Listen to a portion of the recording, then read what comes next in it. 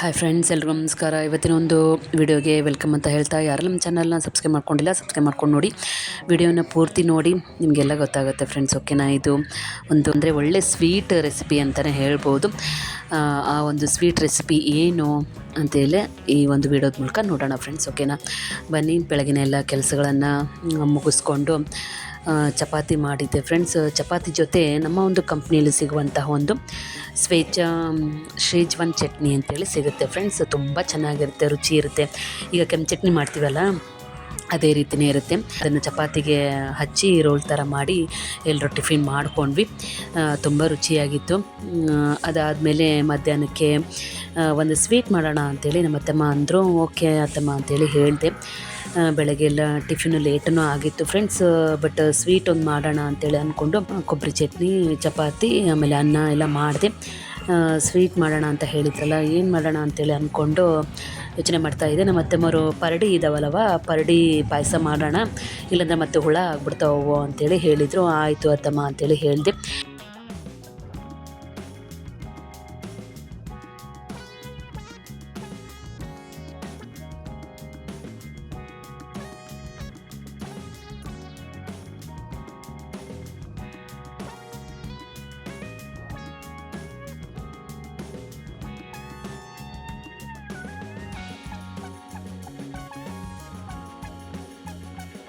ಪರಡಿ ಪಾಯಸ ಮಾಡೋಕ್ಕಿಂತ ಮುಂಚೆ ಪರಡಿ ಯಾವ ರೀತಿ ಇರುತ್ತೆ, ಪರಡಿ ಯಾವ ರೀತಿ ಮಾಡ್ತಾರೆ ಅಂಥೇಳಿ ನಮ್ಮ ಅತ್ತೆಮ್ಮರ ಹತ್ರ ಕೇಳೋಣ ಬನ್ನಿ.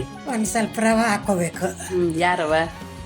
ಚೆರೋಟ್ ರವೆ ಹಾಕ್ಕೊಂಡು ಆಮೇಲೆ ಹಾಲು ಹಾಕಿ ಕಲಿಸ್ಬೇಕು.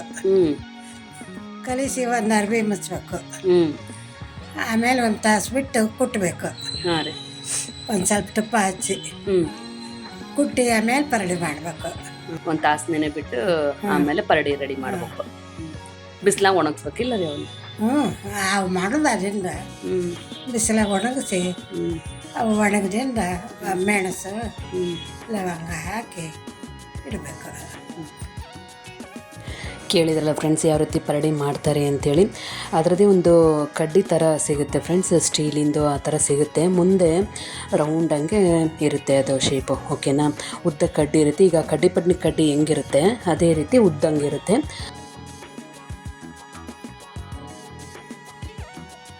ಅವು ಸಣ್ಣ ಸಣ್ಣದು ರೌಂಡ್ ಮಾಡಿ ಅದರಿಂದ ಒತ್ತಿ ಅವು ಎಲ್ಲ ಆದಮೇಲೆ ಬಿಸಿಲಲ್ಲಿ ಒಣಗಿಸಿ ಪರಡಿ ರೆಡಿ ಮಾಡ್ತಾರೆ.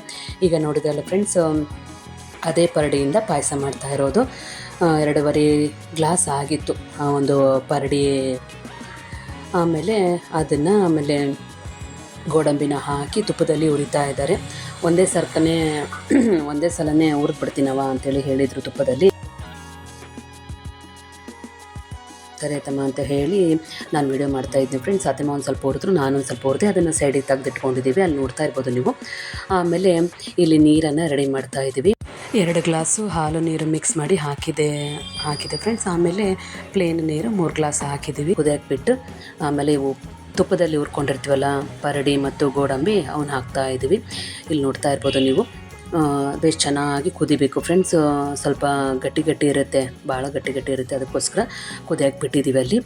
ನೆಕ್ಸ್ಟು ಈಗ ಸಕ್ಕರೆನ ರೆಡಿ ಮಾಡ್ಕೊತಾ ಇದ್ದಾರೆ. ಒಂದು ಗ್ಲಾಸ್ ಸಕ್ಕರೆ ಹಾಕ್ತಾ ಇದ್ದಾರೆ. ಇನ್ನೊಂದು ಸ್ವಲ್ಪ ಹಾಕೋಣವ ಅಂಥೇಳಿ ಹೇಳಿದರು. ಆಯ್ತು ರೀ ಅತ್ತಮ್ಮ ಅಂಥೇಳಿ ಹೇಳಿದೆ. 1 ಗ್ಲಾಸ್ ಹಾಕಿ ಇನ್ನೊಂದು ಗ್ಲಾಸ್ ಪಾಟಿ ಅಂತ ಏನು ಹೇಳ್ತೀವಿ ಅಷ್ಟು ಸಕ್ಕರೆನ ತೊಗೊಂಡಿದ್ದೀವಿ.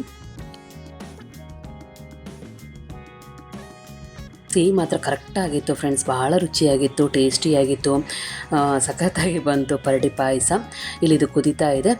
ಕುದ್ದಾದಮೇಲೆ ಒಂದು ಸ್ವಲ್ಪ ಸಕ್ಕರೆನ ರೆಡಿ ಮಾಡ್ಕೊಂಡಿರ್ತೀವಲ್ಲ ಅದನ್ನು ಹಾಕಿ ಮತ್ತೊಮ್ಮೆ ಕುದಿಸ್ಬೇಕಾಗುತ್ತೆ. ಯಾಕಂದರೆ ಸಕ್ಕರೆ ಕರಗಬೇಕಲ್ಲ ಫ್ರೆಂಡ್ಸ್, ಹಾಗಾಗಿ ಒಂದು 5 ನಿಮಿಷ ಕುದಿಸೋಣ. ಓಕೆನಾ?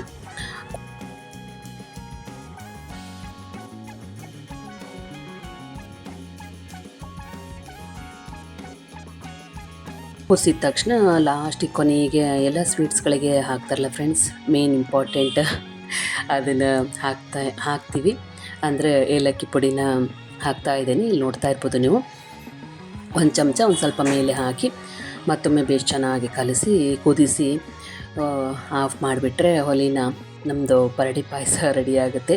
ನೀವು ಮಾಡ್ಕೊಳ್ಳಿ, ತಿನ್ಕೊಳ್ಳಿ, ಹೇಗಿದೆ ಅಂತ ಕಮೆಂಟ್ ಮೂಲಕ ತಿಳಿಸಿ. ಆದರೆ ಪರಡಿ ಮಾಡೋದು, ಈಗ ಶಾವಿಗೆ ಮಾಡೋದು ಯಾವ ರೀತಿ ಅಂತ ತೋರಿಸಿ ಕೊಟ್ಟಿದ್ದೀನಿ ಫ್ರೆಂಡ್ಸ್ ವಿಡಿಯೋದ ಮೂಲಕ. ಪರಡಿ ಪಾಯಸ ಮಾಡಿ ಊಟ ಎಲ್ಲ ಮಾಡ್ಕೊಂಡು ಫ್ರೆಂಡ್ಸ್.